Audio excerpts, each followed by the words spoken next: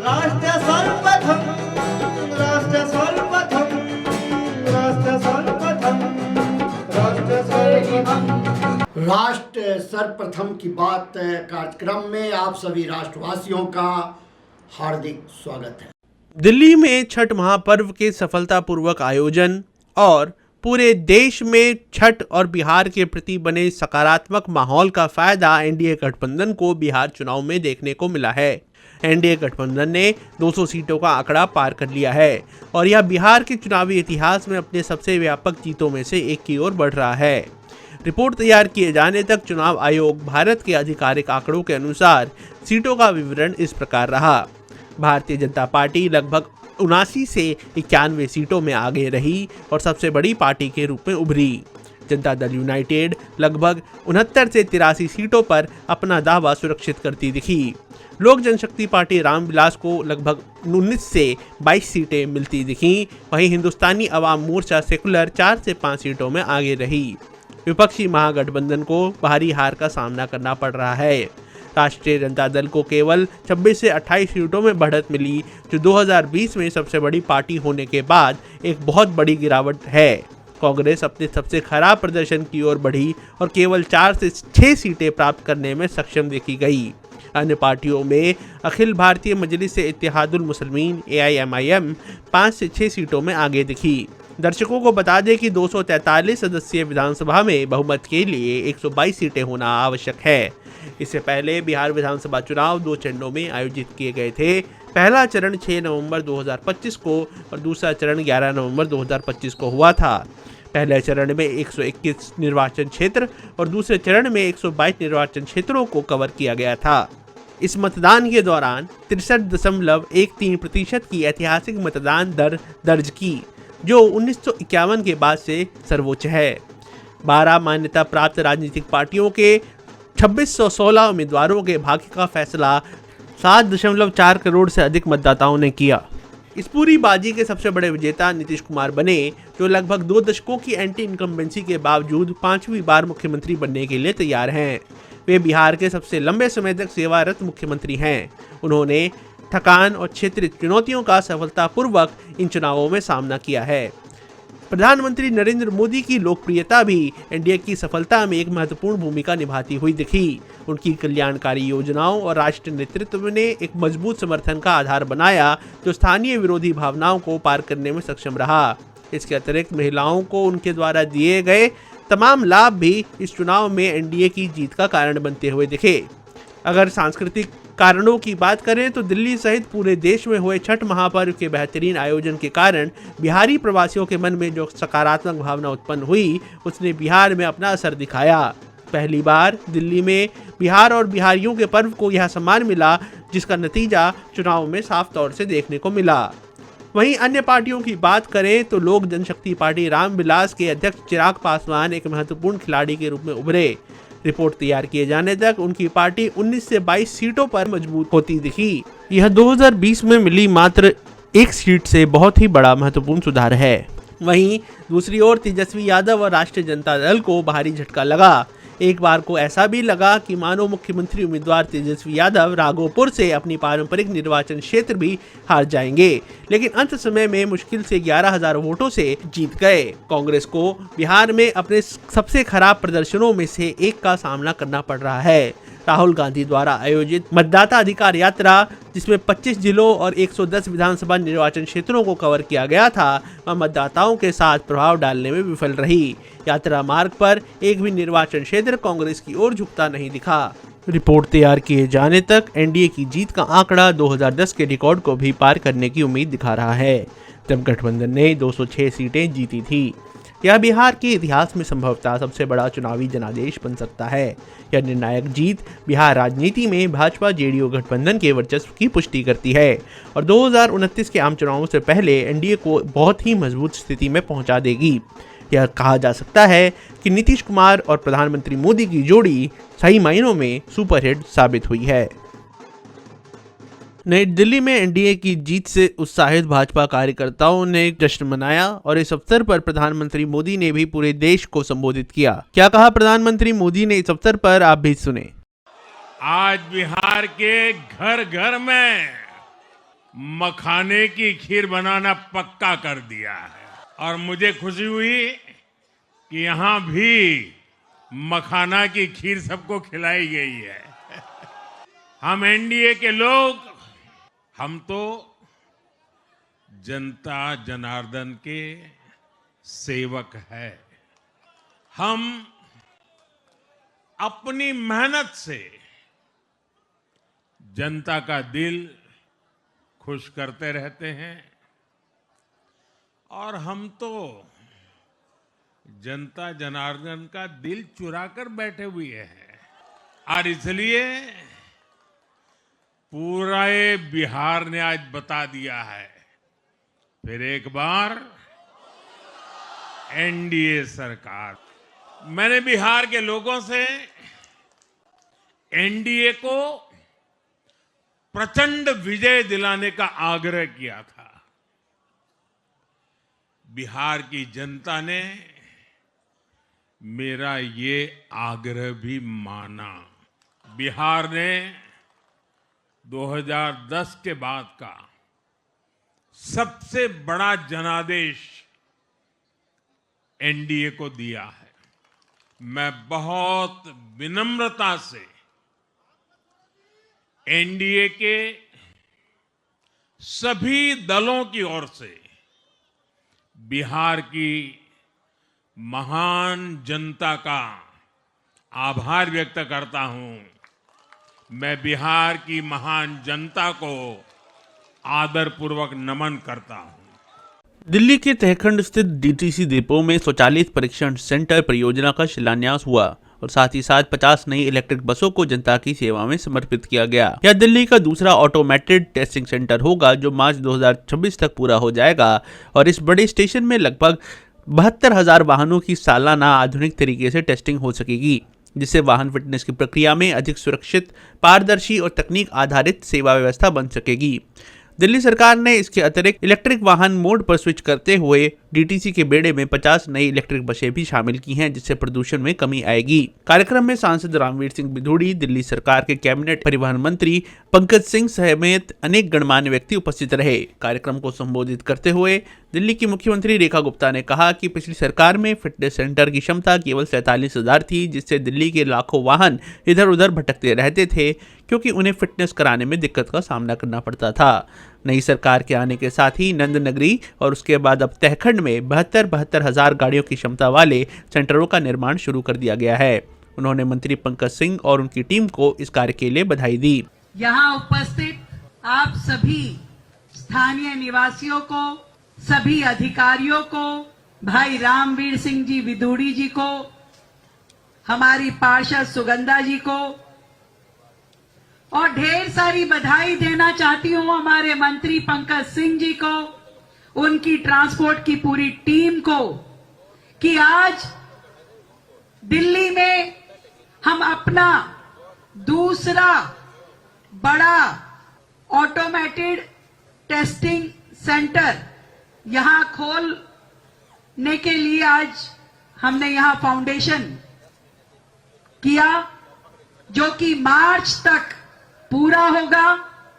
10 करोड़ रुपए की लागत से बनने वाला यह व्हीकल ऑटोमेटेड सेंटर अपने आप में इसलिए जरूरी है क्योंकि दिल्ली में जब हम प्रदूषण की बात करते हैं, दिल्ली के पर्यावरण की बात करते हैं, तो जब अलग अलग पक्षों को देखा जाता है तो लोग कहते हैं कि भी ट्रांसपोर्टेशन के कारण, व्हीकल्स के कारण जो प्रदूषण होता है वो एक बहुत बड़ा कारक होता है पर्यावरण की स्थिति बिगाड़ने के लिए।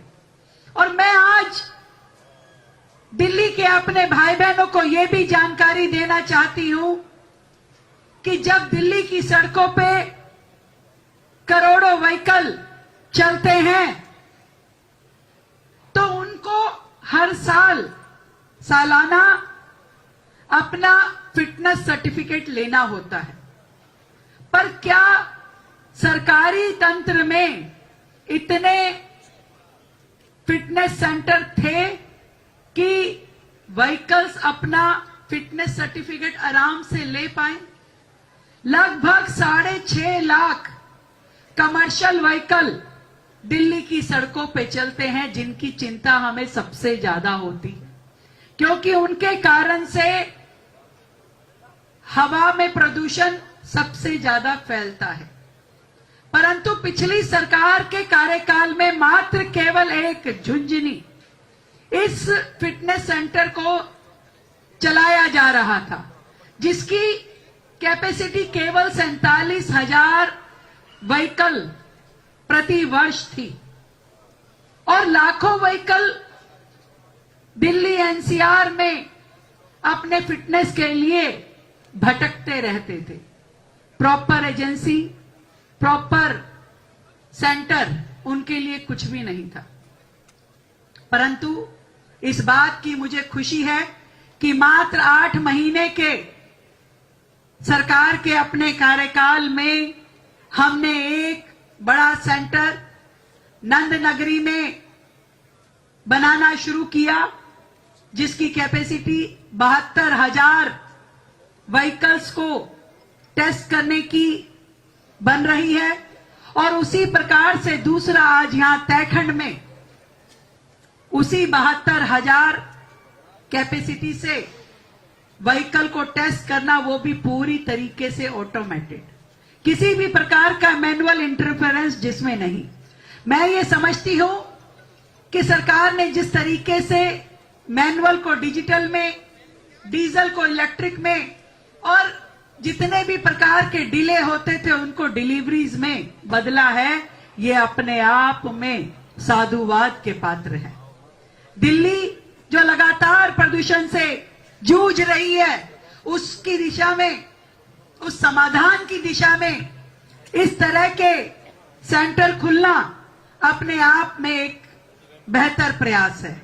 हरियाणा के सोनीपत में दादा कुशाल सिंह दहिया की स्मृति में राज्य स्तरीय कार्यक्रम का आयोजन किया गया। कार्यक्रम में हरियाणा के मुख्यमंत्री नायब सिंह सैनी मुख्य अतिथि के रूप में उपस्थित हुए। कार्यक्रम राजीव गांधी एजुकेशन सिटी में आयोजित हुआ, जहां मुख्यमंत्री ने दादा कुशाल सिंह दहिया के स्मारक का जीर्णोद्धार और विकास परियोजनाओं की घोषणा की। परियोजनाओं में दीपालपुर गांव में स्किल डेवलपमेंट पार्क और नया कम्युनिटी सेंटर शामिल रहा।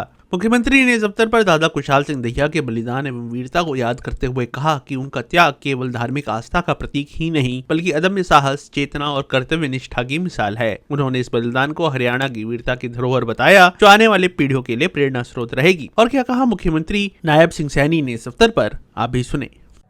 गुरु तेग बहादुर जी के ये 350वां बलिदान दिवस हम सब हरियाणा प्रदेश में बड़े पद्धर के ऊपर हरियाणा सरकार और हरियाणा गुरुद्वारा प्रबंधक कमेटी के तत्वाधान में ये मनाया जा रहा है।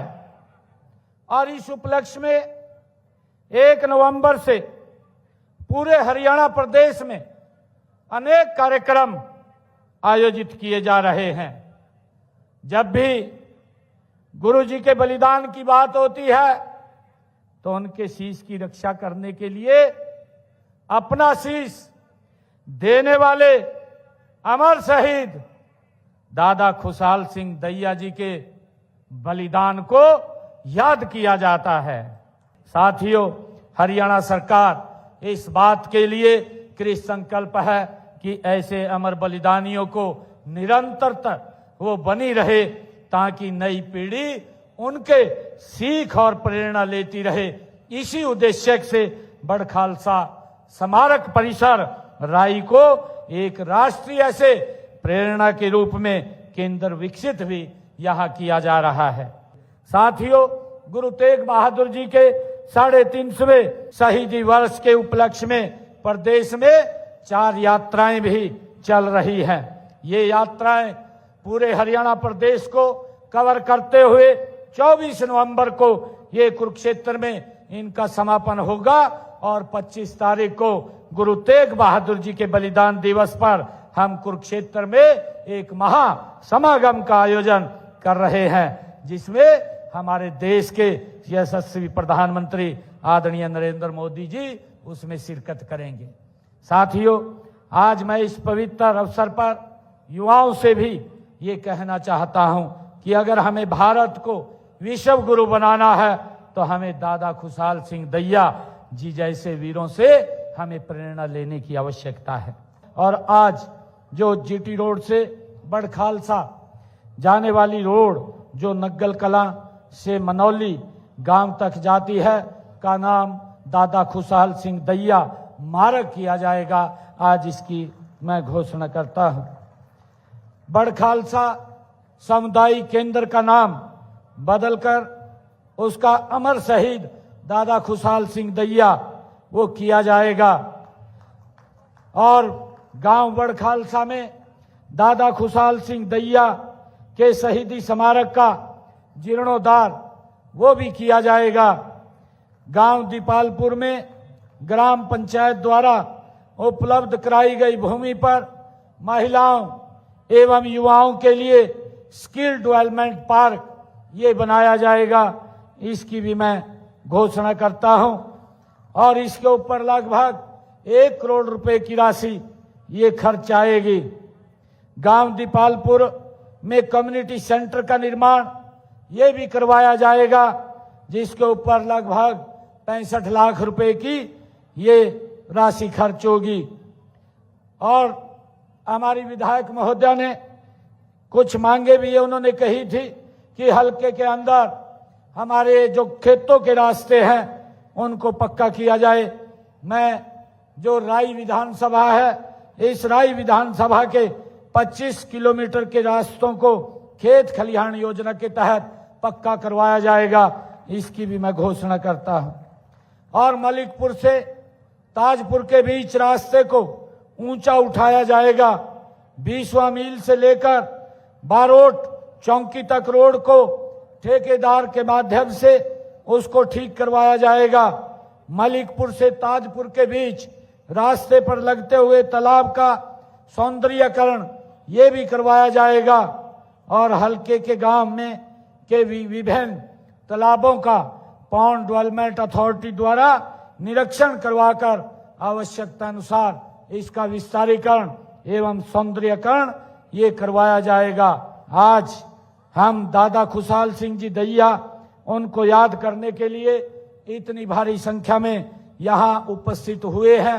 मैं आप सबका बहुत बहुत धन्यवाद करता हूँ। अभी समय है एक ब्रेक का। हम चलते हैं ब्रेक पर। आप कहीं जाए नहीं, छोटा सा ब्रेक। श्रेया फर्निशिंग लेकर आया है आपके लिए होम कलेक्शन, जिसमें आपको मिलता है upholstery fabric, designer curtains, home and office decoratives, carpets and sofa cover कम से कम दाम में कीर्ति नगर में आपके लिए उपलब्ध है। Kamal Buildtech Private Limited, fulfilling promises. With our professional team and experience of delivering projects, in past we guarantee you peace of mind and top quality work in an affordable price. और अधिक खबरों के लिए आप हमारे YouTube channel दैनिक India दर्पण को अभी सब्सक्राइब करें और नोटिफिकेशन के लिए बेल आइकन को प्रेस करना ना भूलें।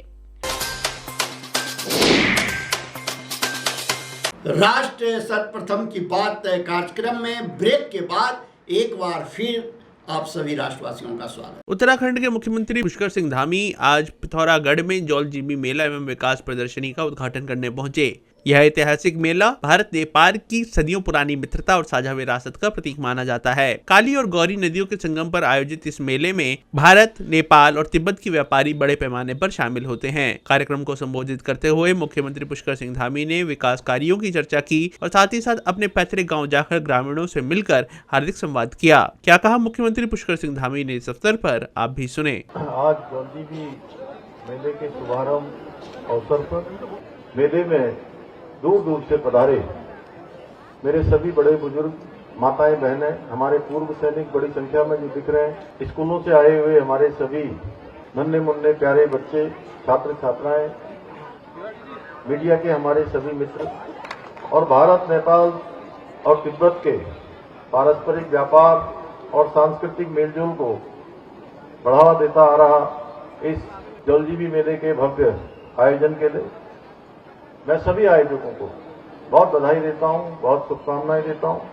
और मेरे लिए भी लगातार जब से मैंने राज्य के मुख्य सेवक के रूप में काम करना शुरू किया, हर वर्ष आप सबके बीच में आना उपस्थित होना ये बहुत भावुक क्षण है। मेरा मानना है कि ये जल जीविका मेला केवल एक आयोजन नहीं है, बल्कि ये हमारे इस पूरे सीमांत क्षेत्र, पर्वतीय क्षेत्र के आर्थिक, सामाजिक और सांस्कृतिक जीवन का प्रतिनिधि मेला भी है। और ये मेला हमारा भारत, नेपाल, तिब्बत के व्यापारियों को न केवल एक अवसर देता है, बल्कि सीमाओं के भाईचारे में और उसकी एक नई डोर भी बुनने का काम और संबंधों को मजबूत करने का काम इस मेले के माध्यम से होता है। ये मेला भारत नेपाल की उस ऐतिहासिक मित्रता को भी ऑक्सीजन देता है जो सदियों से हमारे दिलों में बसता आया है।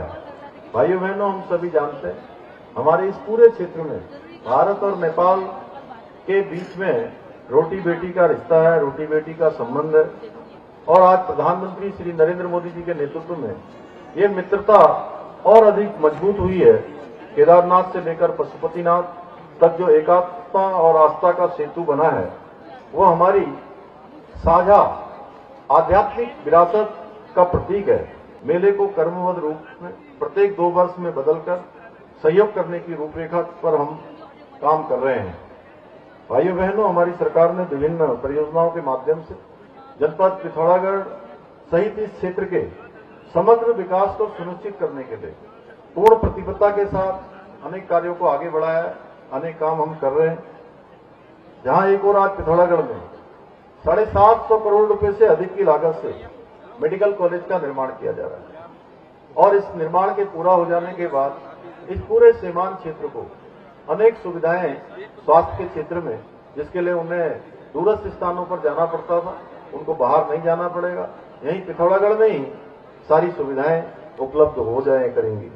वहीं 34 करोड़ रुपए से अधिक की लागत से स्पोर्ट्स कॉलेज में आधुनिक मल्टीपर्पज हॉल का निर्माण कराया गया है। इसके साथ ही विकासखंड वेरीनाग में शीघ्र ही 28 करोड़ रुपए की लागत से एक भव्य स्टेडियम का निर्माण कार्य प्रारंभ होने जा रहा है। इतना ही नहीं, हम मेडिकल कॉलेज में ही 21 करोड़ रुपए की लागत से 50 बेड के क्रिटिकल केयर ब्लॉक का निर्माण भी करा रहे हैं।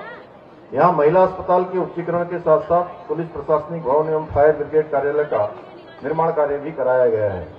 इसके अलावा 25 करोड़ रुपए की लागत से अस्कोट, गंगोलीहाट, धारचूला में नए बस स्टेशनों के निर्माण के साथ ही पिथौरागढ़ में रोडवेज वर्कशॉप का निर्माण कार्य भी कराया जा रहा है। इतना ही नहीं, क्षेत्रों में प्रधानमंत्री ग्रामीण सड़क योजना के अंतर्गत 327 करोड़ रुपए से अधिक की लागत से विभिन्न सड़कों का निर्माण कार्य तेजी से आगे बढ़ रहा है। हमारी सरकार ने पिथौरागढ़ को हल्द्वानी, देहरादून और दिल्ली से हवाई सेवा के द्वारा भी जोड़ने का महत्वपूर्ण कार्य किया है। साथ ही पिथौरागढ़ और मुनस्यारी के लिए भी हेली सेवा भी प्रारंभ की गई है, जिससे स्थानीय जनता को, आने वाले पर्यटकों को बड़ी सुविधा मिली है। इसके अतिरिक्त अभी हमने हाल ही में पिथौरागढ़ हवाई अड्डे के विस्तार के लिए 450 करोड़ रुपए की लागत से हम इसका विस्तार करने वाले हैं। एक बड़े हवाई अड्डे के निर्माण की दिशा में हम आगे बढ़ रहे हैं। रजत जयंती समारोह में आदरणीय प्रधानमंत्री श्री नरेंद्र मोदी जी के उपस्थिति में भारतीय विमानन प्राधिकरण और उत्तराखंड सरकार के मध्य नैनी सैनी हवाई अड्डे के अधिग्रहण के लिए भी समझौते ज्ञापन पर हस्ताक्षर किए गए हैं। भाइयों बहनों, हम सबको मिलकर हर क्षेत्र में अपने अपने कार्यों से, अपने अपने कौशल से, अपने अपने परिश्रम से उत्तराखंड को देश का श्रेष्ठ राज्य बनाने के लिए काम करना है। उत्तर प्रदेश मंत्रिमंडल ने मुख्यमंत्री योगी आदित्यनाथ के नेतृत्व में कई महत्वपूर्ण फैसले लिए। इस अवसर पर मीडिया को संबोधित करते हुए प्रदेश के संसदीय कार्य एवं वित्त मंत्री सुरेश खन्ना ने फैसलों की जानकारी दी। उन्होंने बताया कि दिल्ली में हुए कायराना आतंकी हमले की मंत्रिमंडल द्वारा एक स्वर में कड़ी निंदा की गई है। वहीं वर्ल्ड कप जीतकर देश का मान बढ़ाने वाली बेटियों की प्रशंसा भी मंत्रिमंडल में की गई।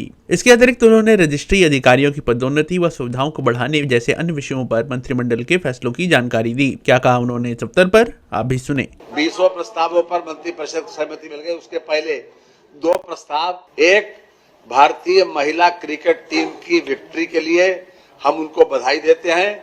उत्तर प्रदेश की एक दीप्ति शर्मा जी जो डिप्टी एसपी है, वो भी उसकी वो थी प्रतिभागी, हम उनको भी विशेष रूप से बधाई देते हैं। पहली बार भारतीय महिला क्रिकेट टीम ने जो जीत हासिल की है।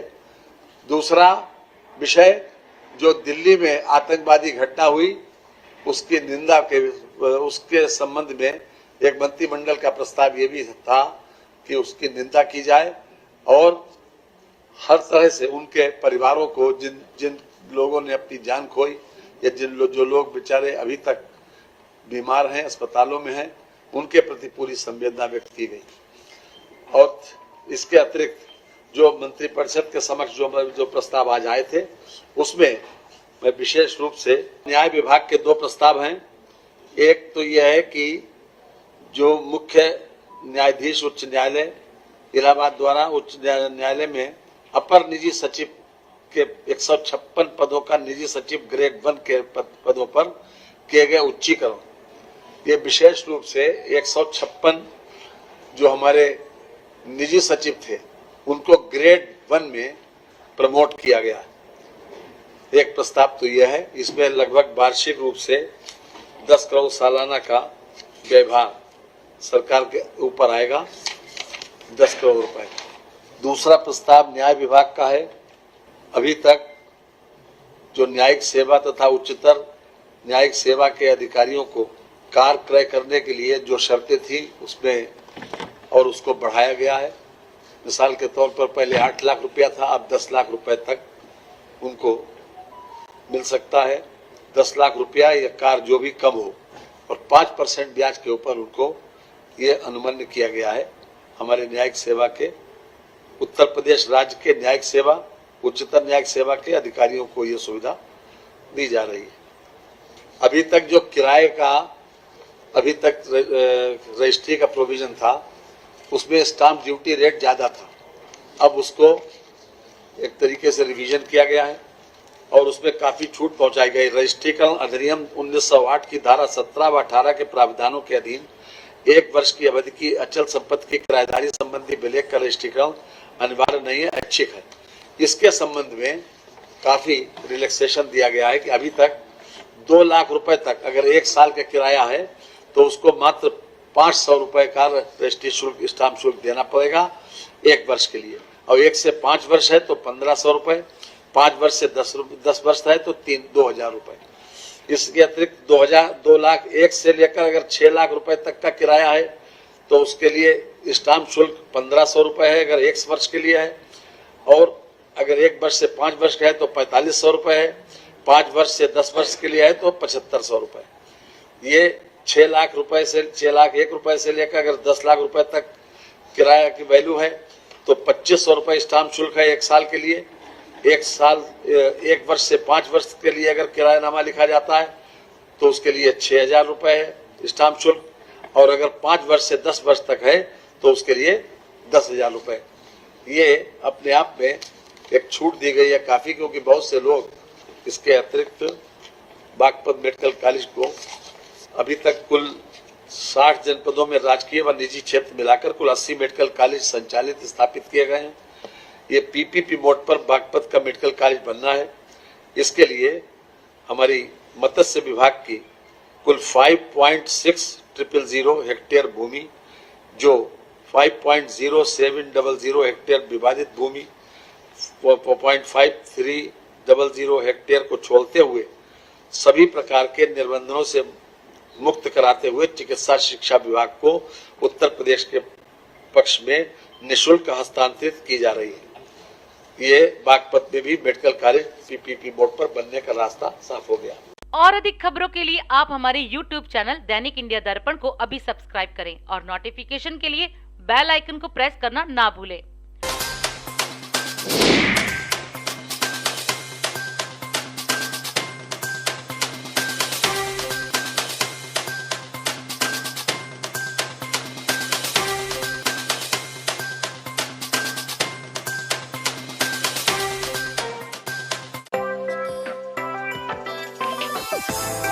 आज हम इस कार्यक्रम में आपसे विदा लेते हैं। आप अन्य खबरों के लिए बने रहे।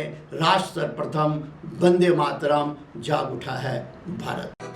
राष्ट्र सर्वप्रथम, राष्ट्र सर्वप्रथम, राष्ट्र सर्वप्रथम, राष्ट्र सर्वप्रथम।